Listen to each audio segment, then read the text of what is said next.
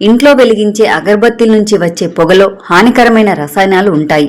ఇవి ఊపిరితిత్తులకు నెమ్మదిగా విషంలా చేరి దీర్ఘకాలంలో శ్వాసకోశ సమస్యలు, అలర్జీలు, తలనొప్పి, కంటి చికాకు మరియు కొన్ని క్యాన్సర్లకు కూడా దారితీయవచ్చు. పిల్లలు, వృద్ధులు మరియు అలర్జీలు ఉన్నవారు దీనికి ఎక్కువగా ప్రభావితం అవుతారు.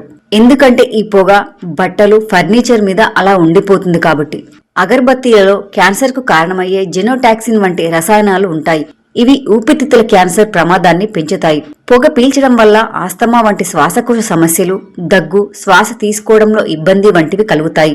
అగరబత్తి పొగ అలర్జీలను ప్రేరేపించి తలనొప్పి, చర్మంపై దద్దుర్లు, కళ్లల్లో మంట వంటివి కలిగిస్తాయి. ఇక పొగ అంటుకున్న దుస్తులు, ఫర్నిచర్, గోడల నుండి కూడా పొగ వెలువడుతుంది.